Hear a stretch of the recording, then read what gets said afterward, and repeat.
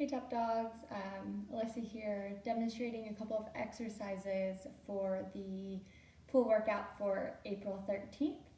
I'm going to start off with the warm-up, just demonstrating sweeps and how to do the inchworm to up dog or cobra. With the sweeps, what we're focusing on here is finding a nice stretch in the hamstrings, posterior body of the straight leg, while also offering a little bit of mobility, stability, challenging, while moving in a straight line ahead. So what I'm going to do, I'm going to offer a bend to my left knee and bring my right foot in front.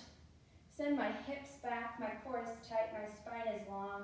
I'm going to reach down with my hands, start to hinge forward, and sweep up. Offer that change, step that left foot forward. Right knee is bent, keeping those hips square, core is tight. Hip hinge with a long spine, sweep those hands and move it up. So we'll be doing that for just 30 seconds, so just find some space where you can move around down and back.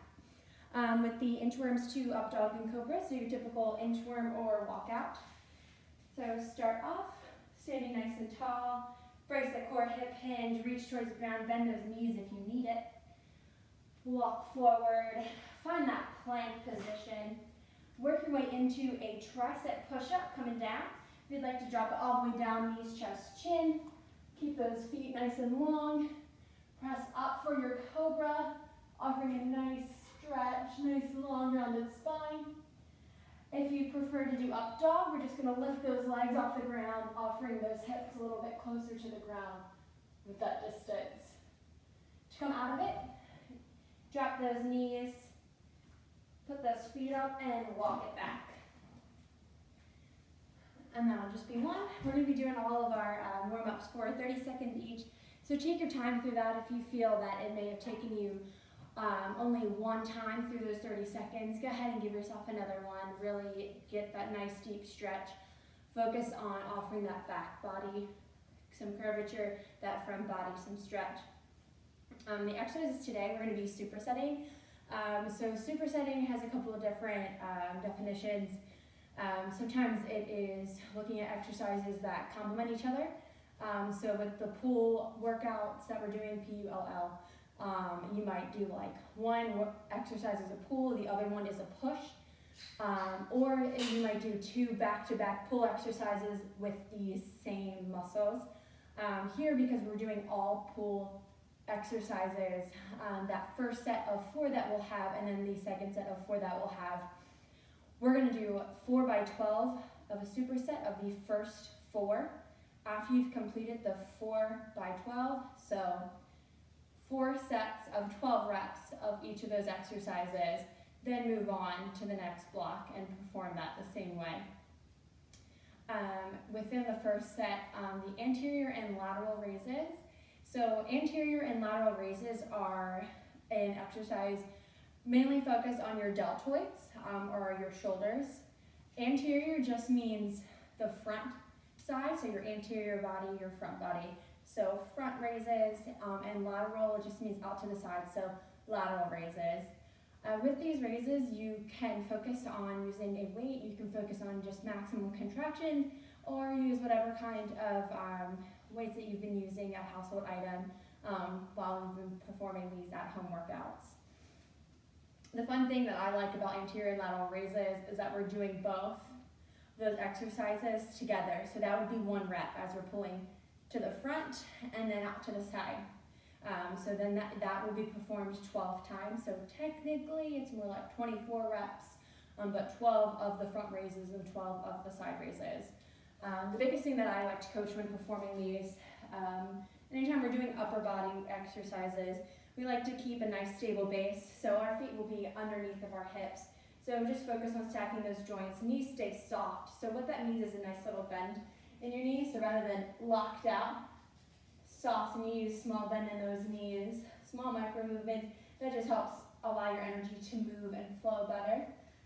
Always have that core brace, so you might start to have a little bit of a hip hinge. That is okay. If you have a weight in your hand, just make sure that you maintain a neutral grip, so that just means that your palms are facing the ground, the top of your hands are facing up towards the ceiling or the sky.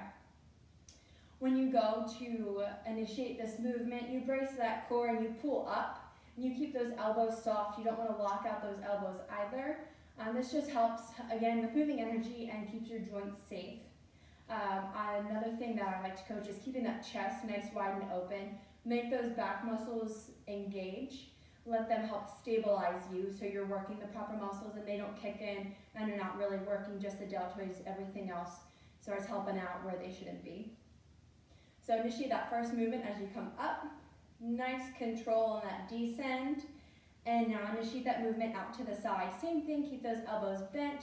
Don't come too high. Try to come straight across so it looks almost like you've got cactus arms to the side. Bring it back down. That's going to be just your 1 rep for the anterior and lateral raises. If you want to offer a variety to yourself, maybe you're using bands instead of a weight, household item, or maximal contractions, challenge yourself. In the next round of supersets, they're focused more on lower body movements, some ones that we might not have done other than deadlifts. We do those pretty frequently. A side lunge with pull, a hamstring curl while in a bridge, and the plank jacks. So the biggest thing with these with variety is the deadlift. Challenge yourself if you want to change your stance, if you want to do single leg or unilateral. Offer that to yourself. If you like to use anything to maintain your balance, challenge yourself. If maybe today you are a little tired because it's Monday, maybe you had a really, really fun and exciting Sunday, taking the time with your family, modify your workouts for you that day and what your body needs. So while we're doing this side lunge and pull, options that you may want to have available is either performing this on a hardwood floor or a rug in socks rather than sneakers, or if you have paper plates, or if you like to use these gliding discs. These are just the ones that I have that I've used, but again, paper plates work fantastic, and they're obviously readily available. And if you just like to be in your socks and sliding around on your floor, just make sure you have the space available and you're practicing this safely. So the side lunge with the pull, I'm going to perform this with the gliding discs. So I'm going to use my left knee as the bent knee, and my right leg is going to be reaching out for that side lunge. And I'm going to place the disc under my leg that's going out to the side. So I go to perform my side lunge. I'm sliding out and my toes are applying pressure to the gliding disc. So if you're not using a gliding disc, just make sure that your toes are applying the most pressure and really gliding along that floor. Keeping your weight back in your heels, your core is tight, your spine still stays long, you are in a little bit of a hinge. Now, apply that pressure through that heel, come up, slide that disc in nice and tight, working those abductors, so we're pulling in. We're going to do 12 repetitions on one side and 12 on the other side. Next, with the hamstring curls in a bridge. So if you'd like to be on a mat, you may perform that with that.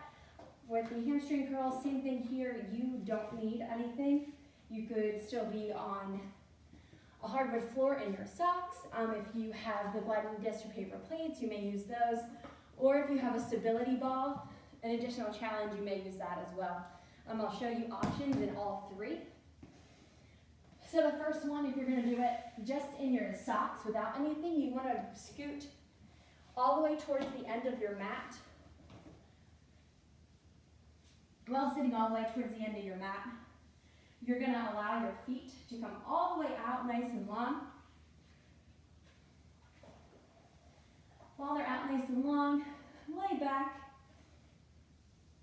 Breathe them in, inhale, squeeze up to that bridge. So now we're in a hamstring curl. My toes are pointed up. They are not flat. They're about hip width apart. I'm going to exhale, breathe them out, nice and slow and controlled. Bring your body all the way out to just about a hover. Inhale, strong. Exhale, pull them in. Really feel those hamstrings contract.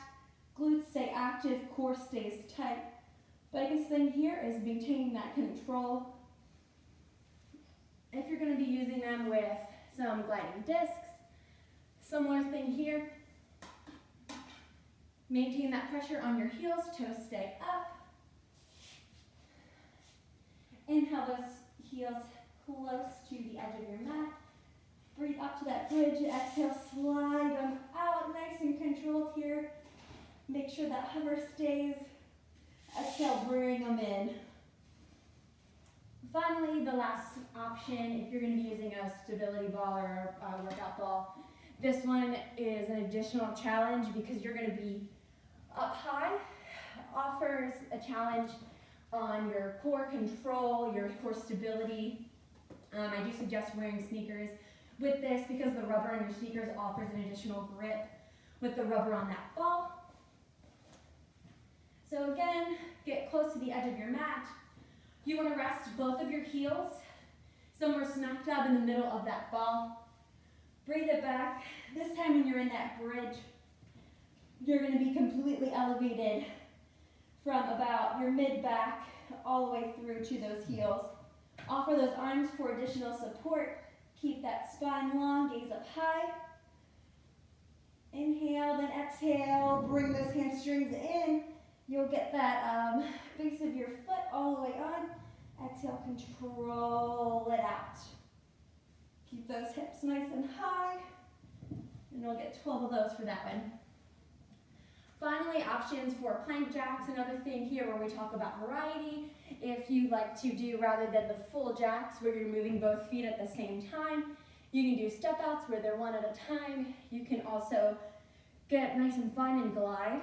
So same thing with what we've done today with some of the gliding on hardwood floor or with the gliding discs. You can use them as well. So with the plank jacks, you can either stay up high or on your elbows. That is another option that you have. I'm going to stay up high on my hands, and I'm going to play around with the gliding discs. So the plank jacks, I'm going to go out and in, out and in. Really focus on pulling and using those adductors and the abductors for moving out. If you like to step one at a time, you may do that. So find your plank, step it out, stepping in, or if you just like to move them both at the same time. Once you've completed everything and you definitely feel like you put in your work for the day, don't forget to do your stretches at the end. These are just here to help you out, help your joints out, help your muscles out. If you guys have any questions about the exercises, or have any comments, suggestions, anything like that, again, don't be afraid to let us know. Have a good one. Enjoy.